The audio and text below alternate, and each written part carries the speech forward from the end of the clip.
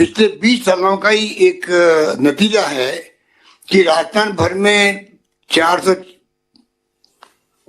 KVA के कल्लारी को तो मालूम है, 220 केवीए के, 132 केवीए के, 32 केवीए के अनगिनत जीएसएल बन गया। राजस्थान पूरा जाल बिछ गया है। इसी कारण से जो 22-23 हजार मेगावाट की बात करते हैं, कहाँ 13 मेगावाट, कहाँ 22-23 हजार मेगावाट, वो क्षमता पैदा हुई है जीएसएस के जाल बिछाने से, ट्रांसमिशन की लाइनें खींचने से। और आज मजबूत सिस्टम हमारे यहाँ बना हुआ है। हम चाहते हैं कि जो लॉसेज होते हैं वो कम से कम हो, जिससे जितना लॉस कम होगा उतना ही मैं समझता हूँ कि जो कर्जा बढ़ता जा रहा है कंपनियों पर वो कम होगा। वो हमारे लिए चिंता का विषय बना हुआ है कि कर्जे में बहुत ज्यादा कंपनियां डूब जाती है। पिछली बार भी जब पिछली सरकार थी, सरकार की जो योजना आई थी उदय, उसमें कर्जा सरकार ने अपने ऊपर ले लिया, उनको राहत दी, पर ये कब तक चलेगा? इसलिए हम सबको आगे आकर के इस पे भी हमें विचार करना पड़ेगा। पर सरकार अपनी तरफ से मैं समझता हूँ कि कोई कमी नहीं रख रही है। घर घर बिजली पहुंचाने का भी भंवर सिंह जी भाटी बोल रहे थे कि ढाणियों तक में बिजली पहुंची है, ढाणियों तक में घरों में बिजली पहुंची है।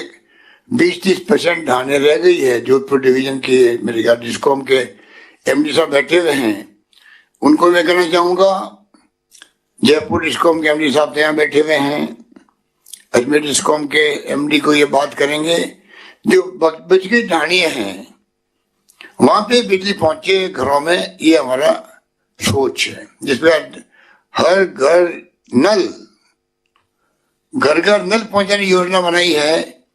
उसी प्रकार से हर घर में बिजली पहुंचे। भारत सरकार के हमारे जो प्रधानमंत्री जी, वो हमें बार बार उनको लिखना पड़ता है कि आप राज्यों में भार में डालो। जल जीवन मिशन बनाया तो आधा भार राज्यों में डाल दिया। राजस्थान में रेगिस्तान के इलाके हैं, गांव दूर दूर हैं, गांव तो नाम के रह गए, कई जगह तो ढाणे में लोग बच गए हैं। वहां ढाणे तक नल ले जाओ या तार खींचो बिजली के और घरों में बिजली दो या पानी दो, उसका खर्चा 25 गुना ज्यादा आता है यूपी के और दूसरे राज्यों के। वहां तो एक गांव खत्म हुआ, दूसरा गांव शुरू रहता है। हमारे यहाँ तो गांव की दूरियां दूर दूर है, तो कॉस्ट ऑफ डिलीवरी जो है, सर्विस पहुंचाने डिलीवरी गांव में, ढाणियों में बहुत ज्यादा आती है। और भारत सरकार ने सबके लिए समान पैमाना कर रखा है। पानी के लिए पहले 90% भारत सरकार देती थी, अब ये जो जल जीवन मिशन लागू हो रहा है उसमें 50% राज्य सरकार ने 2 पैसा दो, तो राज्य कहाँ से पैसा दे पाएगी? ये हमारे लिए चिंता का विषय बना हुआ है। तो इस प्रकार से जो हालात है वो आपके सामने है। हमने अभी बजट में जो घोषणा करी है, किसानों के लिए अलग बजट, जिसकी हमारे अध्यक्ष जी बार बार तारीफ करते हैं, दोतारा साहब। और मैं समझता हूं कि एक नया प्रयोग हुआ देश के अंदर, जहां पर 2 काम हुए हैं, किसानों के लिए अलग बजट और किसानों के लिए अलग से ट्रांसमिशन के लिए अलग कंपनी, बिजली की अलग कंपनी बनेगी, अलग कंपनी बनेगी, जिससे किसानों के लिए चाहे दिन को बिजली देने की बात हो, ट्रिपिंग नहीं हो, पूरी बिजली मिले, 6 घंटे बिजली मिले, 7 घंटे मिले, जो भी मिले, किसानों के लिए फोकस हो। कहने का मतलब कि फोकस किसानों पे रखने के लिए फैसले किए गए हैं। वरना कोई जरूरत नहीं थी। 3 बिजली कंपनी है हमारे यहाँ पर ट्रांसमिशन की, उसके बावजूद भी ये जो 4थी कंपनी बनाई गई है बिजली की, ये सोच समझ के बनाई गई है और फोकस देने के लिए बनाई गई है, किसानों के लिए बनाई गई है। इस प्रकार से अच्छे फैसले हुए हैं किसानों हित के अंदर। और बाकी फैसलों के बारे में तो मेरे पूर्व में अध्यक्ष जी ने सबने बता दिया है, मुझे कहने की आवश्यकता नहीं है। बहुत ही कुछ फैसले ऐसे हैं जिसका 2-4 फैसलों का मैं जिक्र इसलिए करना चाहूँगा कि आप छत्तीसगढ़ और दूर दराज इलाके हैं, वहाँ बैठे हुए हैं, मैं चाहूंगा कि गांव में चर्चा होनी चाहिए इन बातों की, जिससे कि हर व्यक्ति तक स्कीम पहुंचे और गांव में परिवार में लाभ मिले। जैसे चिरंजीव योजना लागू की हमने, 3,000 करोड़ रुपए हम खर्च करेंगे, 400 करोड़ मुश्किल से मिलेंगे हमें केंद्र से, कि उनकी योजना दूसरी है आयुष्मान भारत वाली। बहुत कम लोग उसके अंदर थे, हमने पूरे प्रदेशवासियों को बीमा कर दिया है। और कल से जो है, कल से आपने देखा होगा रजिस्ट्रेशन शुरू हो गया गांव के ग्राम पंचायत के अंदर, आपके वहां भी हुआ होगा।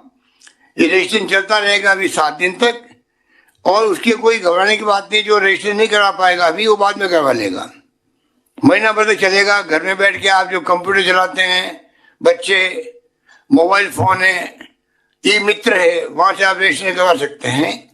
पर सभी लोगों का रजिस्ट्रेशन हो जाएगा।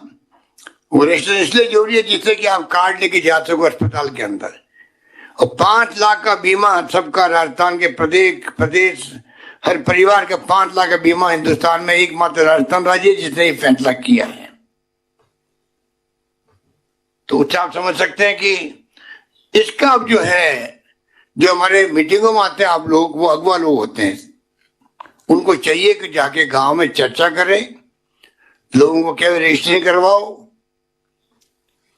और इस प्रकार से आप जितने ज्यादा लोगों को जोड़ेंगे टाइमली, उतना ज्यादा उनको लाभ मिलेगा। गलती से नहीं जोड़ा कोई आदमी, क्योंकि बीमा कंपनी आगे वाली।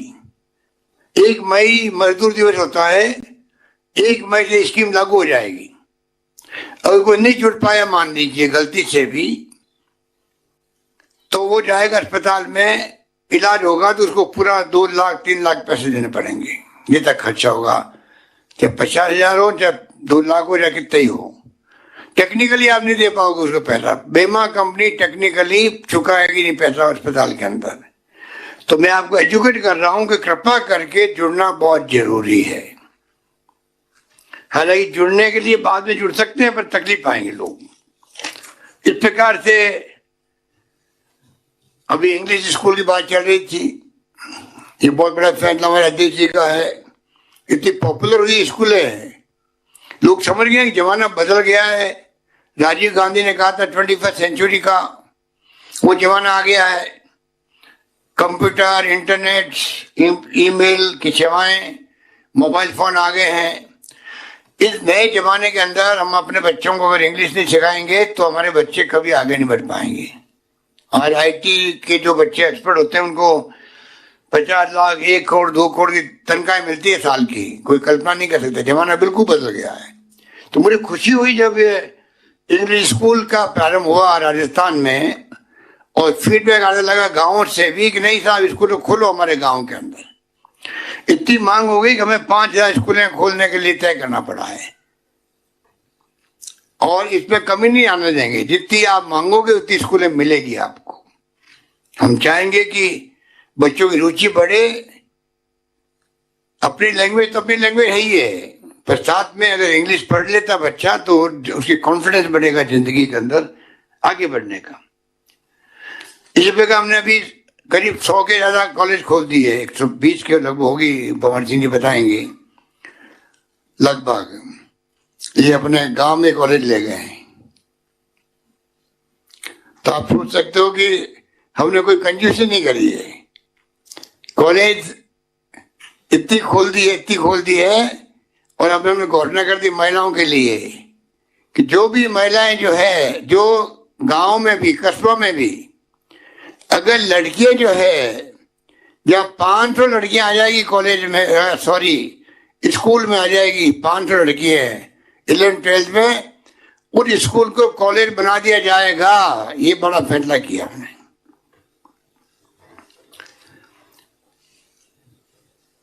बच्चे जो जाते हैं इंटरव्यू देने के लिए, एग्जाम देने के लिए, इंटरव्यू के लिए पहले हमने कर दिया था फ्री निःशुल्क बस यात्रा रोडवेज की। अभी हाल ही मैंने कहा है कि जो बच्चे एग्जाम देने जाएंगे उनके लिए बसें की निःशुल्क यात्रा होगी रोडवेज के अंदर ही। हमने भी और फैसला कर दिया है। ईडब्ल्यूएस में बच्चे जो है आर्थिक रूप से कमजोर, उनकी पूरी मांगे पहले हमने पूरी कर दी थी, जो उनकी कई शर्तें हटा दी थी, जिससे आसानी से उनको लाभ मिल सके रिजर्वेशन का। 14% रिजर्वेशन जो हुआ उनका, अभी हमने फैसला किया है कि उनके लिए जो SC ST OBC की तरह उनके चाहे फीस हो चाहे वो आयु हो, उसमें छूट दे दी गई है। उसका बहुत वेलकम हुआ है। तो इस मुबारक मौके पर मैं यही कहना चाहूँगा, भंवर सिंह भाटी जी ने, कल्ला साहब ने जो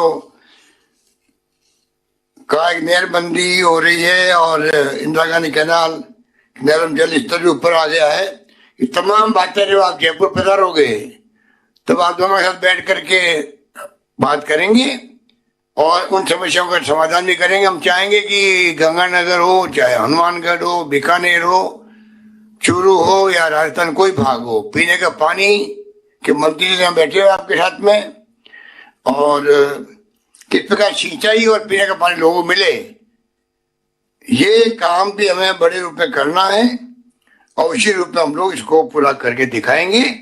यही बात कहता हुआ, बातें करने की तो बहुत सारी है, पर मैं समझता हूँ कि मैं फिर अपील करूंगा यहाँ जो मीटिंग में आए उनको, आप अखबार में क्या आ रहा है, टीवी में क्या आ रहा है, जब आप सुने तो सुन के आप अपने पास तक नहीं रखें, उन बातों को आप गाँव तक फैलाएं। ये हमारे हर नागरिक का कर्तव्य है, चाहे किसी पॉलिटिकल पार्टी का आदमी हो। जो बात सरकार का निर्णय है उसका लाभ कैसे गांव ढाणे तक पहुंचे, ये हम सब का कर्तव्य, हर नागरिक का कर्तव्य, सोच करके हम आगे बढ़ाना है। यही बात कहता हूँ मैं कल्ला जी को और हमारे दिनेश कुमार जी को, तमाम सबको मैं बहुत बधाई दूंगा कि आज आपने 220 kV GSS का छत्तीसगढ़ में आपने उद्घाटन करवाया। धन्यवाद। जय हिंद। धन्यवाद। धन्यवाद, बहुत बहुत धन्यवाद माननीय मुख्यमंत्री महोदय।